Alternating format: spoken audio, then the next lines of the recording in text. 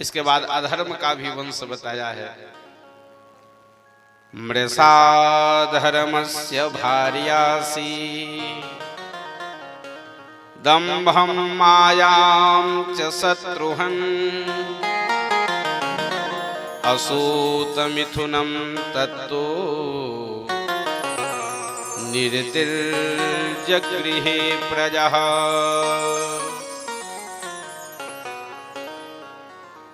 धर्म की उत्पत्ति ब्रह्मा जी के हृदय से हुई है और अधर्म की उत्पत्ति ब्रह्मा जी के पीठ से हुई है। इसीलिए वैष्णव लोग अधर्म का नाश हो ऐसा नहीं कहते, धर्म की जय हो ये तो ठीक है। अरे भाई, उपयोगिता रही होगी अधर्म की तब तो भगवान ने पैदा किया, और भगवान की सृष्टि को नष्ट हो जाओ मैं ये क्यों कहूं। अधर्म शांत हो ये बात तो ठीक है, लेकिन अधर्म नाश हो जाए ये ठीक नहीं है।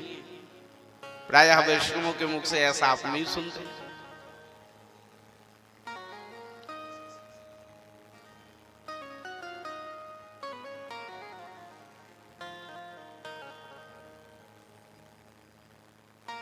अधर्म की जब उत्पत्ति हुई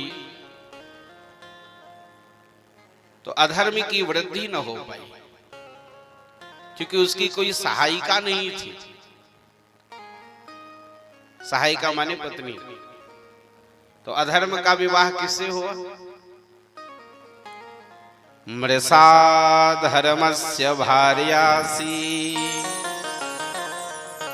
अधर्म की पत्नी का नाम है मृषा। मृषा माने झूठ। अधर्म तब संक्रमित होता है जीवन में जब हम झूठ का अवलंब लेते हैं, झूठ का सहारा लेते हैं। बहुत प्रसिद्ध दोहा है, सांच बराबर तप नहीं, झूठ बराबर पाप,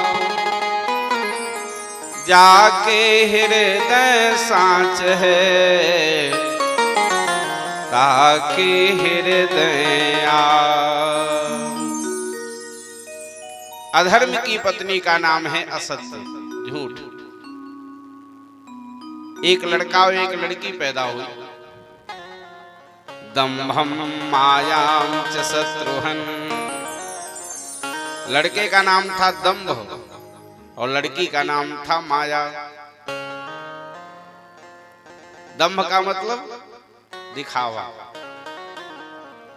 दंभ जब पैदा हुआ तो अधर्म दंभ को गोद में लेकर के ब्रह्मा जी के पास गए कि ये बालक पैदा हुआ है, इसका नामकरण संस्कार कर दीजिए। और दंभ जब जा रहा था तो मोटक में जल छिड़कता हुआ कुशा से, कमंडल में जल रखे था और मोटक से छिड़क रहा था। जहां भी पैर रखता था वहां पहले जल छिड़कता था। अपवित्रः पवित्रो वा सर्वावस्थांगतोऽपि वा यह स्मरेत् पुंडरीकाक्षं सबाह्याभ्यंतरः शुचिः।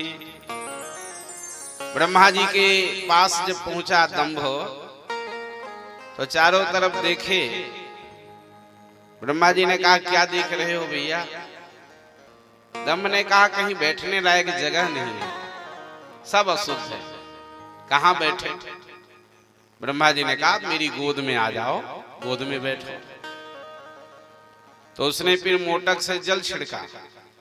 ओम आपो हिष्ठामयो भुवः तानूर्जे दधातना महेरणाय चक्षसे यो वः शिवतमो रसः तस्य भाजयते हनः। आदि आदि मंत्रों का पाठ करके ब्रह्मा जी की पूरी गोद गीली कर दी। ब्रह्मा जी आश्चर्य में पड़ गए, भाई इतना बड़ा कर्मकांडी तो पहली बार ब्रह्मलोक आया कि ब्रह्मा की गोद को भी सींच के बैठे। अरे वाह, क्या बात है, कितनी सुजता है। जब बैठ गया वो तो ब्रह्मा जी कुछ बोले तो उसने कहा चुप रहिए, बोलिए मत, बोलने से थूक उड़ता है और सिर में पड़ जाएगा, हमारे हम अशुद्ध हो जाएंगे। ब्रह्मा जी अभी तक तो ध्यान नहीं लगाए, लेकिन अब ध्यान लगाए। आखिर ये है कौन भाई? जब ध्यान लगाए, बोले ये इसका नाम तो दंभ है भाई, ये तो दंभ दिखावा है, ये अंदर कुछ नहीं है, केवल प्रदर्शन मात्र है। देखिए बहुत स्पष्ट बात है, दंभ ज्यादा दिन नहीं चलता। दंभ के दीवाल पर बहुत, यही चढ़ा दीजिए, सामने चढ़ा दीजिए। दंभ के दीवाल पर ज्यादा अस्थाई घर नहीं बन सकता।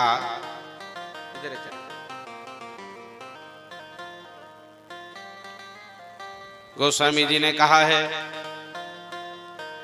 अरे उघरे अंत न होई निवाहु, उघरे अंत न होई निवाहु, उघरे अंत न होई निवाहु, उघरे अंत न होई निवाहु, उघरे अंत न होई निवाहु, काल ने मीठी रावण राहु, काल ने मीठी रावण राहु, काल ने मीठी रावण राहु।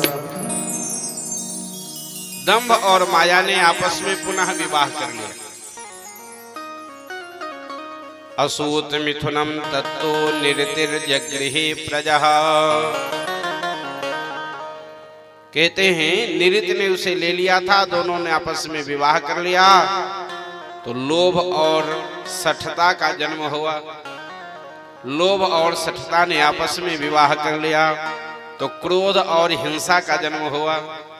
क्रोध और हिंसा का पुनः आपस में विवाह हो गया। तो भैया